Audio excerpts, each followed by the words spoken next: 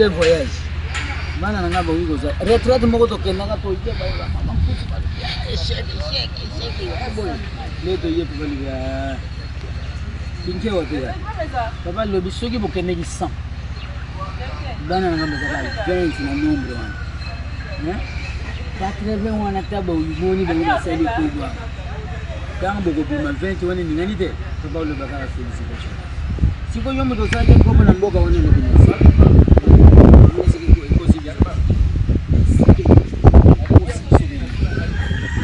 na batule 20 wana mutu abuja zana bezi félicitations na 20 na le papa lo ba mona circonstance kendaka tinkewa quand on a une chose biso ba corriger de banoke siko to keyina do waje tito keyina mwana moko ba benga ko abubakar leke ba kwa azaki kitoko bana mibali bana basi bango moko ba lula ye ba welela ye ba sala ba ambiance ba ni mele tozoni papa sidiki na biso motema pasi wa ba ya ko bebisa voyage na msubo ko ba no pona ngai na kitisaka ba to ba vacances mele to comprendre bo zo ba ngi ba moni ba le miketam suna logo utika la utika les voyages les acquis bizarres. Mais tout ça, il n'y a pas besoin de ça. Papa, mambe, salamina, jinke, wa baba, bana nga ba ningani. Na féliciter nga ba ça ta oyanga. Ya mwanzo lokena voyage bebe isika. Bomuni mutasani mabiko landa yete. Kama mwana sata na ye kaka a tromper bidon vigilance. Siko papa lingana féliciter akabayanga. Akoyine na libudu. No ya ngata moko kaka Christian mozo ya talaka pakata ya échec. Ko moko kadi na 20 wana asu. Lebo ya kaka échec. Yo comprendre.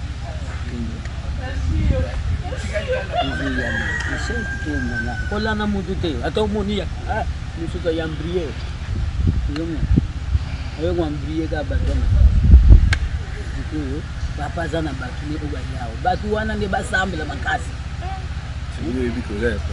sambe la makasi poli, kamone tu zobu la, ekatana, yung umma, musuka yawa yozo kwa matoka sinobu na ngate, papa lu bibam su ala tra makasi. Juste quand on s'en met au niveau, il y a ma vie. Quand vous êtes là, il y a plus de bawana, il y a la travail. On a tout papa, il doit s'y aller, il y a tout le bali. Papa, si nous avons fait ça, on a tout le monde. Le tema, on a tout le monde. Nous sommes yoki, on doit regarder dans le camp. C'est pour dire que nous avons. On a dit maintenant, il y a mon lien, il y a mon lien. Le tema ya mlimo kwa msuli yangu kutoka yote commission so kwa zangu kwa mlimo na msuli bawa ngona na lingaka yatu oza question muta to moni bino bo sala musala ya papa Simon Mbangu na moni ba jeune ba okita na mulongo awa to yeba boke osala ni kuna kata zamba okay bondela boke bondela oui boke bondela bon to yebi ke mutu pa ko kene place de saza ko bondela ino boye na circonstance ni pour no efficacité justement toujours que vers un événement où ils ont la haute spiritualité. À chaque événement où ils sont spirituels, biso batoko tana événement na pe photos à la spirituelle. Alors pour être spirituel, les a commis bongisa. Commis bongisa, c'est-à-dire que qu'on se retirer na makamio se za mokili pour na koluka ko se concentrer koluka nene ko se débarrasser na makamio se za ke kabulaga yona tata nzambe ko chango de côté pour que oyeba ko yamba bien ngoya molio mo santo oye ko memayo okota malamu événement où ils a spirituel. Puisque si vous continuez à un événement spirituel, mais bon, ça malamu te, ça a des conséquences. Tout le monde est dans mukanda ya, tout le monde est dans mukanda ya Nzambe. Des fois, les baba qui mbangisa batanga la Bible te, mais na moni yo sa na moni oke lala na ngopongi, beza pena malobeza akati peno yebiti na ngo. Na grande église qui mbangisa c'est comme une église de Jésus-Christ sur la terre par son envoyé Simon Kimbangu. Lelo mokili mondwa babele la rana. Nkolo Yesu mais jamais au monde a une église où babele la nkolo Yesu baloba église de Jésus. Et biso lokola eza église de Jésus, ya wana ozomona tozala mukanda poto l'accès lingomba ya nkolo Yesu to sakolaka makambo eza ya nkolo. Alors makambo wa nkolo evandi wapi? Kana mukando na simbi. Donc église de Jésus-Christ sur la terre par son envoyé Simon Kimbangu. Simon Kimbangu aza mole mosanga. Comme les églises de Jésus-Christ, on a to même rappelé mukanda ya nkolo Yesu. C'est ça. Merci beaucoup. Nous avons eu temps. Nous avons eu la préparation. En tout cas, merci. Merci. Nous avons eu aussi. Nous avons eu un plateau de plateau de Bateke. Nous avons eu un boyaka mingi mais to kopote le boyo ça na kati siko. Tuyé parce que tout ça la carte na préparatif. Il y a fête la monsieur le 6 avril. Alors pour réussir à fêter ça bien. Il faut prier. Pour prier, pour les débats de Tanzanie, à l'imbiser la mission à Massou, à fond la mission de la fête, la mission de la mission et ça il y a la présence de la mission de la cathédrale. Ce qu'on a monaki, mulongo moko ya ba jeune fille na ba jeune garçon ba otambola na les mêmes nyonso na comprendre sens na ngote ba ke wa juste. Ba les mêmes ya wana l'accès que ba ke na sika ya boule. Sika to ke les places de ça la programme. On est à place à couler à concentration. Donc, pour beaucoup qui ne va pas quitter, il faut qu'il y ait la concentration ma case dans les mêmes nions tant que comme on a beaucoup concentration. Net ici qu'on a minute l'air baquet va jouer exhortation moquée à le baquet examen de conscience. Alors sur examen de conscience ici, elle va jouer pas tout comme on a dit. Donc on a que le examen de conscience. Examen de conscience na sens ni parce que tout compte débat à côté qu'on a sur to examen de conscience. Examen de conscience les alliés place soit les inscrits à concentration. Si vous toquez moutura moutou panzani, ne toquez wana place to panzani, si vous moutura moutake, la méditation na yi. Amita la tout d'abord et l'eau nini à salaka ya mabe et pas de tanzambe. Pote actu belayamo et puis à rosana mabonde na yimo confidentiel, au senga, la tina libota na bango, la tina ya makambo na yimo simbakate, la vie, makambo ya classe, makambo belé, la vie sociale, makambo belé. oyo ezosenga na ye alors akozwa temps ya kosambela yango olie makambo mosusu ya kosenga na groupe ezali te mais ya kosenga yango na ye moko individuellement.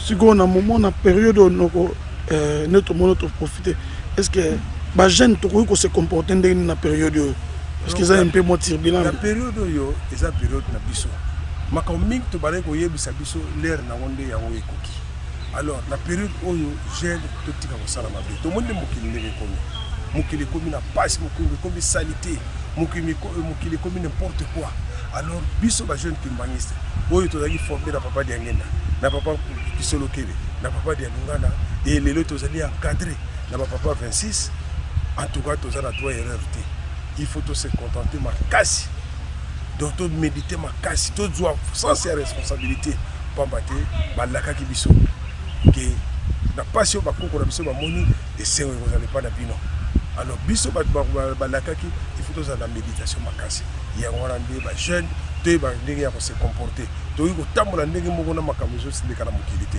biso faut tozala bamise à part po totambola ndenge nzi convenable. Merci noko na moto monozo kin poto zo timing tete moza na programme merci en tout cas tozolanda na tozolanda na sima na poto ta esika ni boza ko kende siko lobi merci.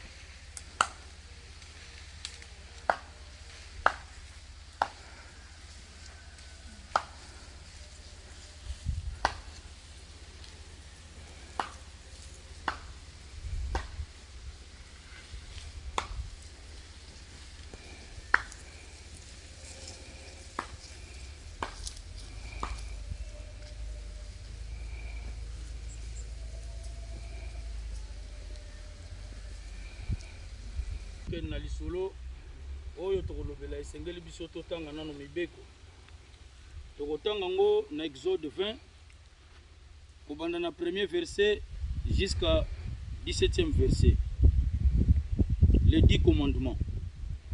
Voici les paroles que Dieu adressa à Israël.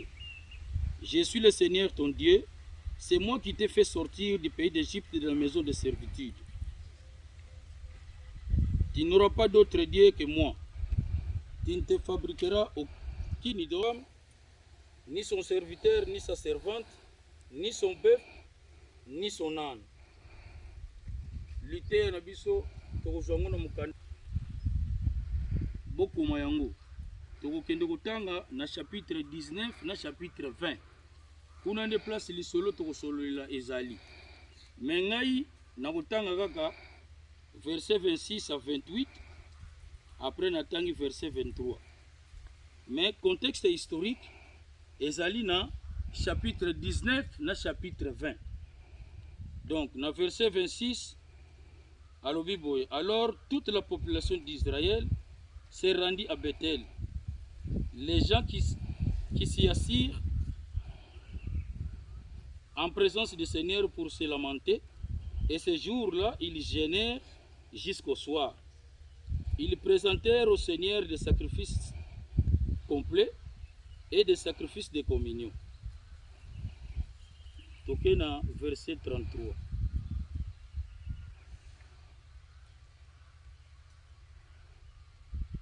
Les troupes d'Israël quittèrent ensuite les différents points où ils se trouvaient pour se regrouper à Baal-Tamar, tandis que les hommes postés près de la ville surgissaient soudain de leur cachette du côté de la plaine de Givea.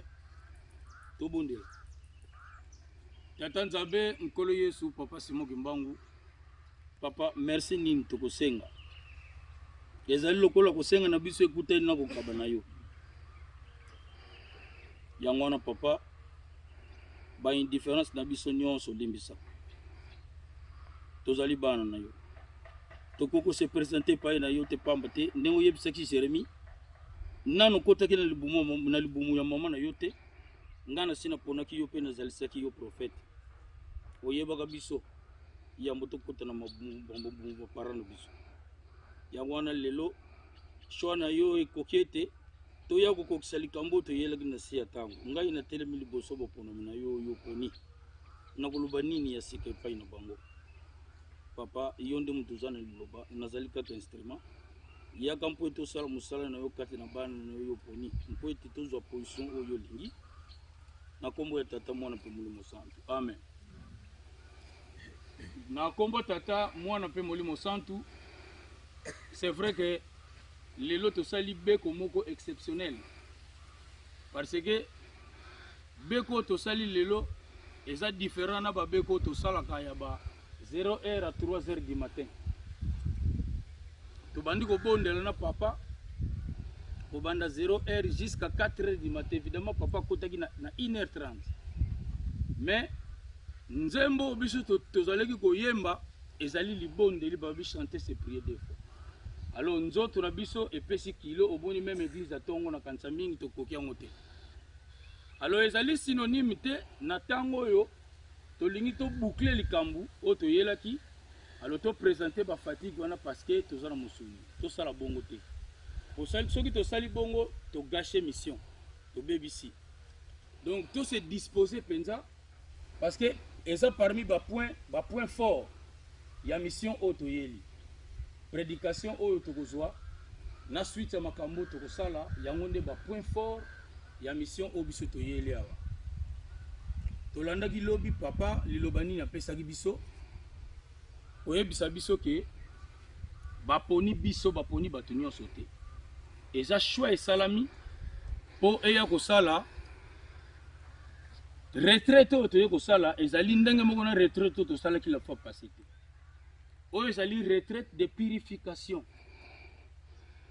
toye po tosala retraite ya kopurifier to se purifier et puis to purifier événement oyo eza liboso na biso c'est comme balevi baza kosala ngo donc na libota bana Israël bato lokola biso bazalaki musala na bango ezalaki oyo biso tozosala donc so baza na événement bango nde mutu fo ba se purifier après ba purifier événement oyo ezokoya po na réussite yango esalaki ete ba accéder na ba promesse nyonso nzambe apesaki bango surtout ya mboka elaka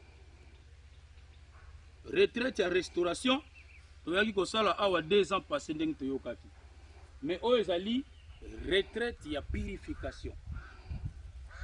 C'est pourquoi ndenge tolobaki d'introduction c'est vrai tribunal munene fogwamaka na kati ya mitema na biso soki tokomi na batemps oyo omona soki ko tokomi kaka na temps oyo tolobi na kombo tata mwana pe mosantu tobandi kotanga bible bibeko tobanda kolimbola yo na kati ya mutema na yo obandi kokanisa makambo tango mususu même makambo otubelaki lobi ese lega nango bambula ebele kaka na batemps oyo satan yaka na babiloko wana babenga yango corps étranger atambulaka na babiloko wana nga pe naza mutu ndenge bino boza batu ndenge nazoloba bongo bozo comprendre eloko nazolinga koloba corps étranger wana ezalaka baposa oyo tozalaka nango na nzoto na biso yango atambulaka nango kanda okomona koya injecta ngo na kati ya conscience na yo kaka nde toza bona minute okana bandi koteya a injecter yo kanda wana soki ekoti eza corps étranger corps étranger wana soki ekoti bandi kotourmente yo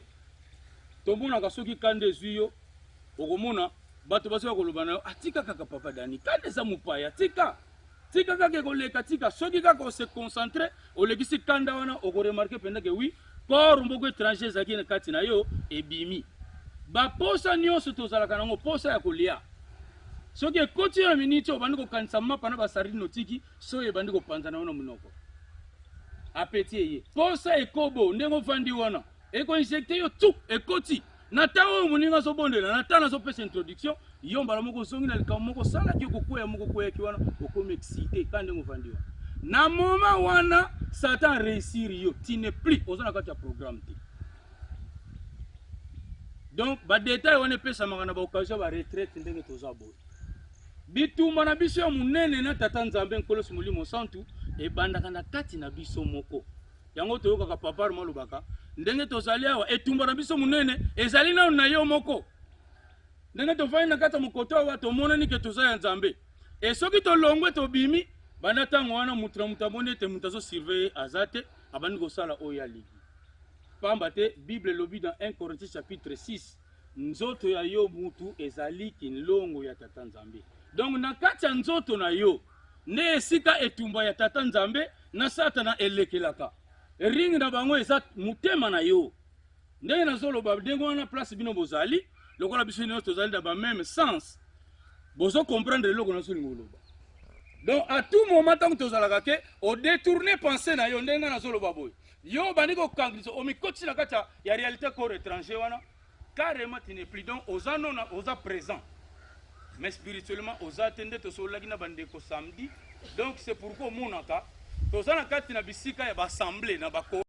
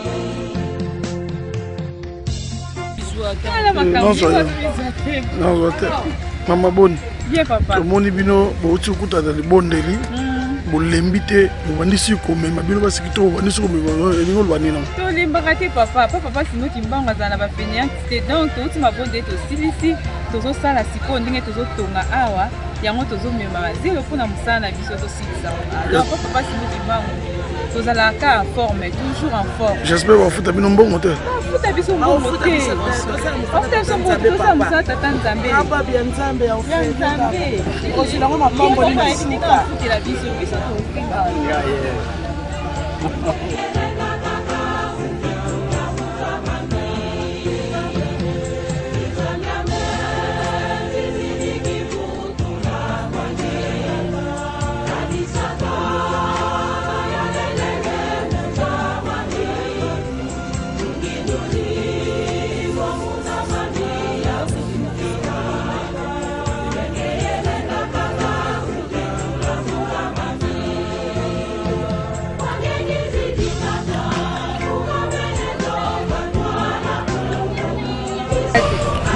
Maman mbote na mbote papa opesa biso kombo na yo pe opesa biso mosani bosala seko ngai kombo na mama Minkemu toza awa na plateau tozosala mosala tozomema bazelo mosala eza ebele mais otosala pour l'instant eza komema bazelo otiango kuna esika bosala batalent nakomona bino bouti na libonde bouti na mabondeli banda ntongo bozalaki kuna bobimi mbala mo bokoti na mosala zolo bolembi te en tout cas biso mpona mosala tolembaka na biso te ntango papa apesi ordre tokoexécute mbala moko toza wana na disposition na ye so ebokende boye tokei osala boye tosali yango omoni bongo touti mabondeli tole pe na nteme toza pe kaka makasi tosala mosala mpe na sose bakofuta bino mbongo te mbongo bapesa mbongo kofuta biso te toza mpe na posa mbongo na ye tozala na posa mapamboli na ye mapamboli yango tokozwila mbongo ta tobima na site tozwi bambongo mais nakomona bajeune bana mikie bazotambola na sikoyo donc nayebi te ndeni bogéraka bajeune oyo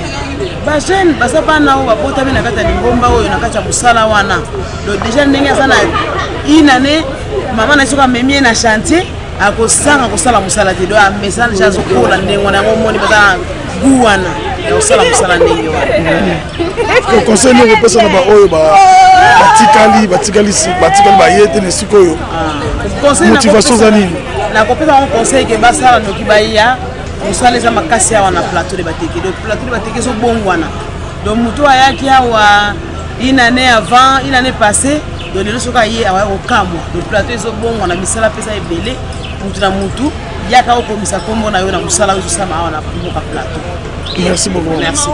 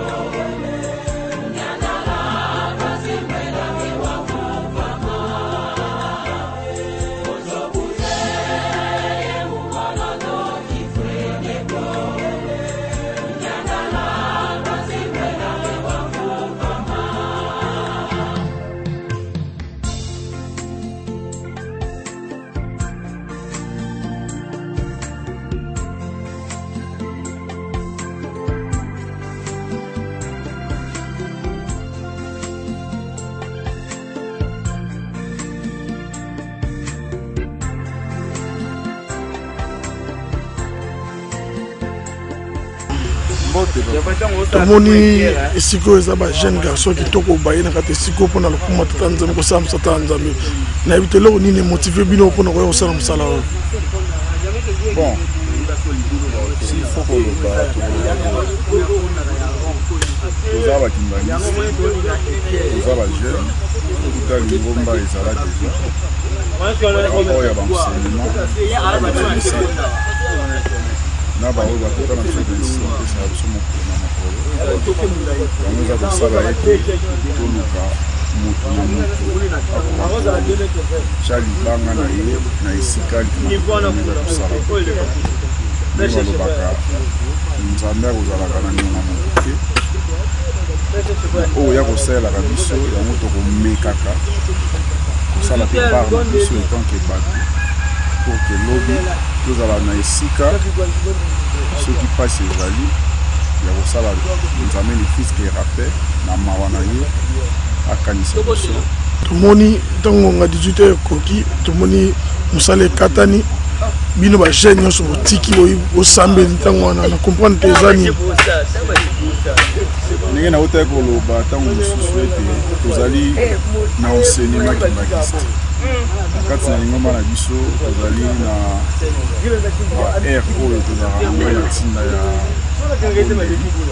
tozali bakrise ya ntango mbala mosusu etamboleli na biso ezalaka malamu mingi te biso ya nzambe yango tokozwaka ntango nyonso ya kozonga pene na ye malgré mabunga na biso mpona kolela mawa na ye mpe kosenga ye ntango nyonso na makambo ezali kokanisa na biso na se ya ntango. Merci beaucoup cher Bouquet.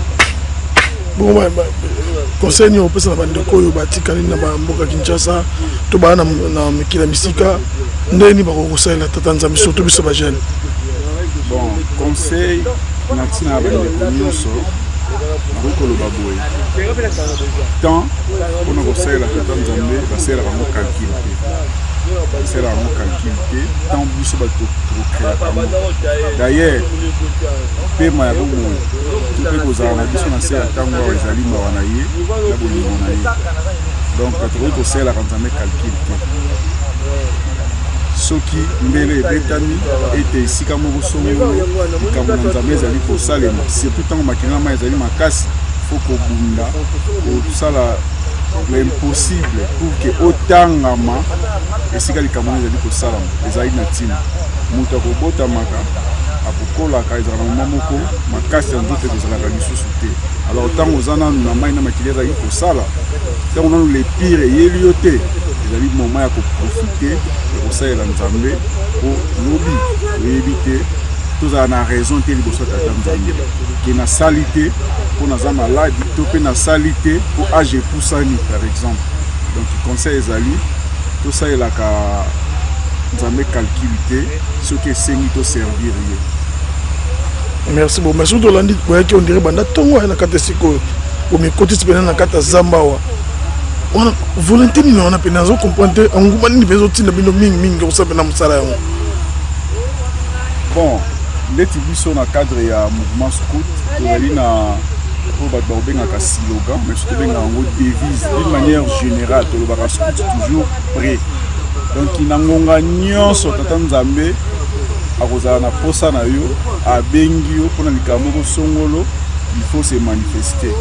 On a ntina ya wana ezali parmi bamotivation oyo ekomotivaka biso soki tokei plus loin tokozonga li toujours kaka na cadre ya enseignement moto akosalaka ayebi ntina nini akosalaka elobi papa Paul na maloba na ye mingi soki azali koloba donc moko na moko nde tozali kaka esika oyo mutu na mutu ayebi eloko nini aye kosala awa à moins peut-être que vous allez ignorant qu'on peut aussi la mon sentiment mais na se à mon thème na mutaye belo ko na ko sala vous allez les foutu autorozoa ta mosusu na physique bo été mais na mon limo surtout le plus important ni papa dengina ko bana feta mo nyonso to lukana no do konzela likolo nyonso to e ko pesa na biso donc c'est une façon pour nous de aller ko utiliser pour na ko bunda kolukana no do konzela likolo na ko lika ete après yango nyonso to zana no posa e ko pesa na biso. Merci chef Dieu. Merci pour ma casse na neto yokio. C'est moi qui vous remercie. Merci beaucoup. Ma jeune na kati sikandi ba osala musala nzambe musala nzambe za pasi na soko lingi musala nzambe biso bazo tango ezana makasi to profiter ko sala nzambe oyebi bien to la na papa nso to sala ko pa igwani na moment où to na kati siko tozala misala to tiki le fait tozala ba bureau to signer ba lettre tozala ba réunion na ba partenaire mususu pour les Kambanzambi pour se sacrifier pour nous faire le salaire. On va jeune bazo salaire na kata libulu kuna babamba bazo mema zelo pour ne pas ba musu bazo bondela. Donc il faut l'accepter nous avons les kata na biso. La jeune na kosenga na bino. Tous à la plus motivé na tango bakiliza na makasi. Parce que Kambanzambi ezana makambo na ngo. Tous à la surprise na ngo. Pour les battre pour la volonté ya kusala mtsala nzambe.